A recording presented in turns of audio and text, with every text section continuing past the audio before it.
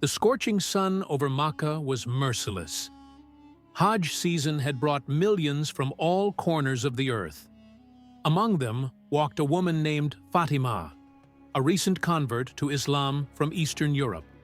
Covered in her white ihram attire, her swollen belly clearly showed she was in her final month of pregnancy. Doctors had advised against the journey.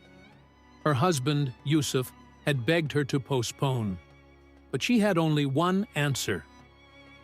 If my child is to come into this world, I want the first air they breathe to be from the sacred soil of Makkah.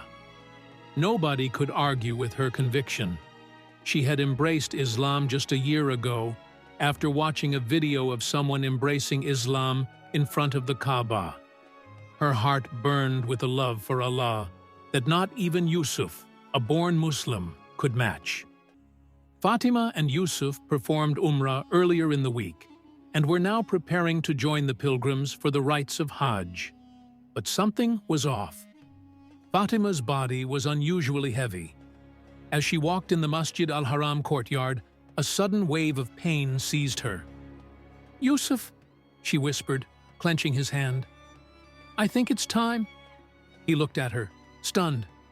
"Here? Now? In front of the Kaaba?" Her knees gave out. Pilgrims rushed to help as Fatima fell into a wheelchair. Her face was pale, her breaths sharp. In the middle of the Tawaf, the unimaginable had begun. Labor pains. A Saudi doctor nearby was called over. A group of women quickly surrounded her to provide cover and modesty. The authorities were informed. A crowd gathered, murmuring. And then, a miracle began to unfold. As Fatima screamed in pain, Yusuf stood shaking, reciting verses of the Quran. The doctor checked her pulse and gasped. "It's happening! She's giving birth right now, in front of the Kaaba!" An ambulance was called, but it couldn't reach in time. The baby was coming. As Fatima's body shook with contractions, thunder roared in the clear sky above the Haram. The power flickered once, twice, and then something unseen but deeply felt filled the air. Suddenly, a wind swept through the Haram, cool and fragrant like roses, though not a single flower bloomed nearby. The crowd fell silent. A bird, never seen before, circled the Kaaba 3 times and landed gently near Fatima's wheelchair. It sat quietly, watching. With one final push, Fatima screamed, and then silence. No crying, no sound. Everyone feared the worst. The doctor lifted the baby, and then it happened. Allahu Akbar! The child had not cried. Instead, his first breath emerged as a faint but clear Adhan, the Islamic call to prayer. Every soul near the Kaaba froze. Grown men fell to their knees in tears. An old scholar in the crowd sobbed, whispering, "This is no ordinary child. This is a sign for the Ummah." The doctor, still holding the newborn, trembled as he gazed upon the child's tiny face. "Subhanallah, I've delivered hundreds of babies, but I've never witnessed anything like this." Fatima, half-conscious, opened her eyes weakly and reached for her child. The doctor placed him in her arms. Her eyes filled with tears, but not from pain, from a feeling she couldn't explain. Peace, as if heaven itself had touched her soul. The call to prayer from the baby echoed again, not from his mouth now, but from somewhere else. It was as though the air itself remembered his voice. A security officer from the Haram approached Yusuf. "Please, brother, we need to take you and your wife to a private room. This event has shaken the entire masjid." But before they could move, a woman in black abaya stepped forward from the crowd, her face veiled, her hands trembling. "Let me see the child." The guards tried to stop her. "Sister, who are you?" She removed her veil. Her eyes were red from crying. "I saw this in a dream. 3 nights ago. A child would be born here. and he would have a mark. Yusuf looked at her, confused. What mark? She turned to Fatima and said softly, "Turn the baby over." Fatima hesitated, but did so, gently. Gasps filled the air. On the baby's back, glowing faintly in the light, was the word Allah. The same calligraphy etched on the kiswa of the Kaaba. The woman fell to her knees. Astaghfirullah. I didn't believe it. But the Prophet, peace be upon him, he told me in my dream to come here. He said a sign would appear. Authorities escorted Fatima, Yusuf, the baby, and the mysterious woman to a secured area near the Masjid. Fatima was tended to by doctors, and the baby was given full medical attention, perfectly healthy. But the events were too strange to ignore. That evening, scholars from various backgrounds gathered. Islamic researchers, imams, even scientists. Everyone wanted to understand what had happened. An elderly sheikh sat in silence, then finally spoke. This is not for analysis. This is for reflection. Do we not read the signs of Allah?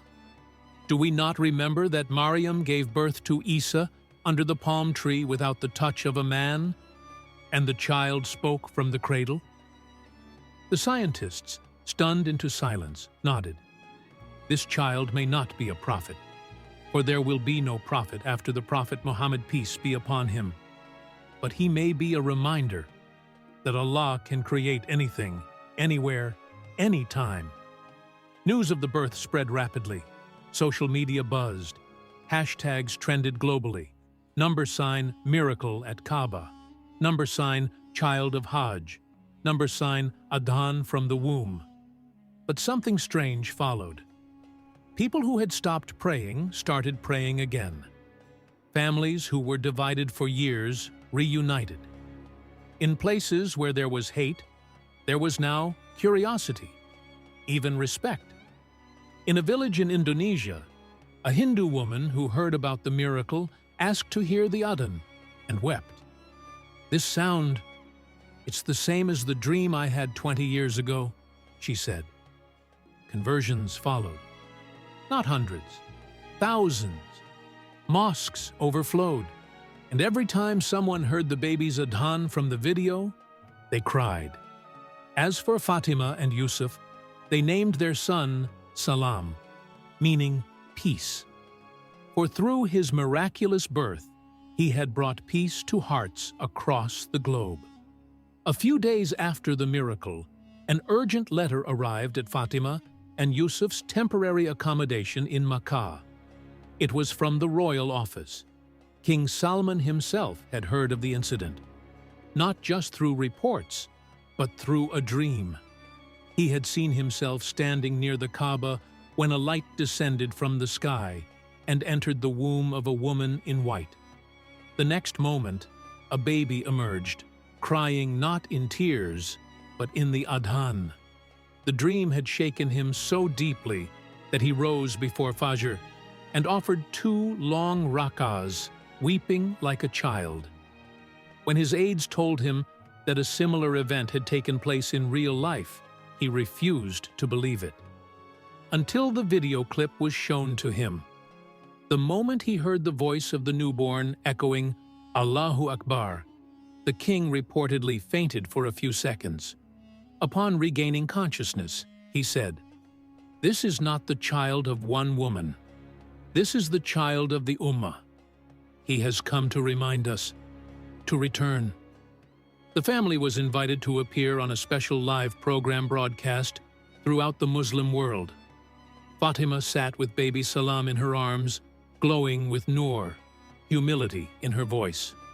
The host asked gently, "What made you take the risk of coming to Hajj in your condition?" She smiled, eyes wet. "I was not alone. Every time I closed my eyes, I saw myself walking around the Kaaba, and a voice whispered, 'Bring him here. He is not yours. He is mine.' I didn't know what it meant, but now I understand." When asked if she thought her son was special, she said, "All children are special. but some are born to awaken the hearts of those asleep. Yusuf added, "This child is proof that when you walk to Allah, He runs to you." The program ended with an unexpected moment. The baby, in the middle of the closing dua, smiled and raised his tiny hand toward the Kaaba on the screen. A sound like a faint whisper of Allahu Akbar was caught by the mic. The studio fell silent. The host broke down in tears. That video was shared over 200 million times within 48 hours.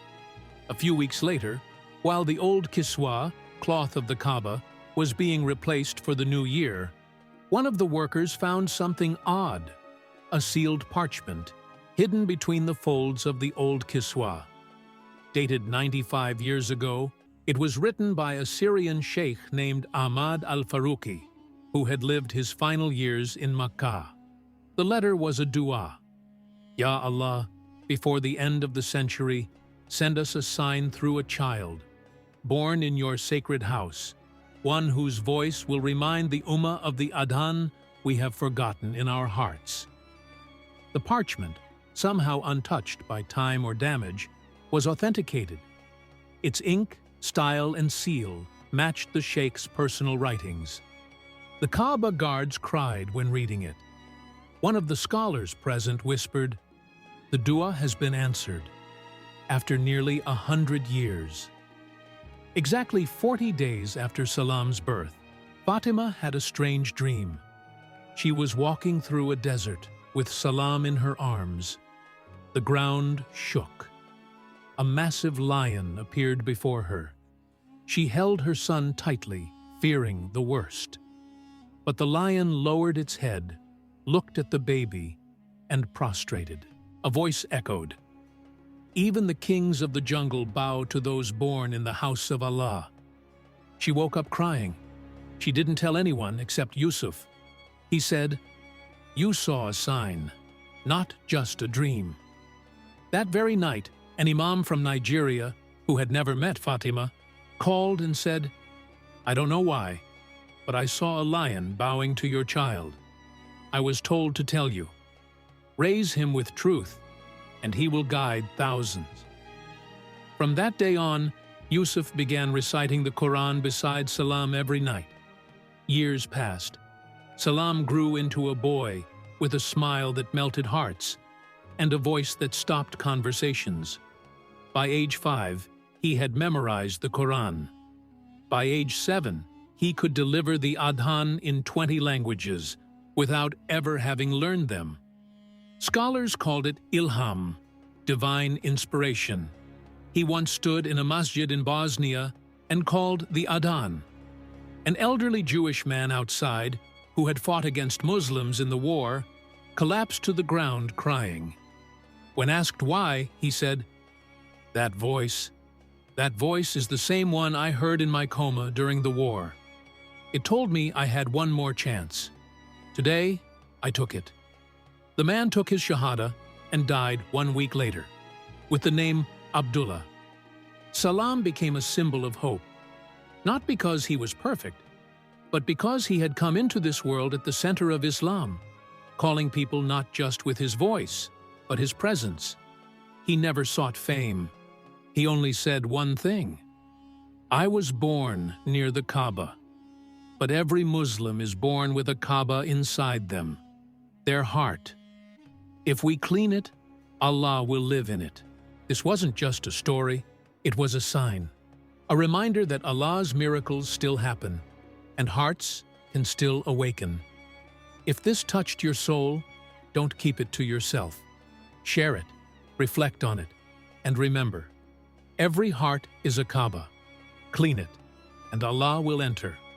Like the video, share your thoughts in the comments, and subscribe to Miracle of Islam for more real stories that awaken faith. Until the next miracle, Assalamu alaikum wa rahmatullah.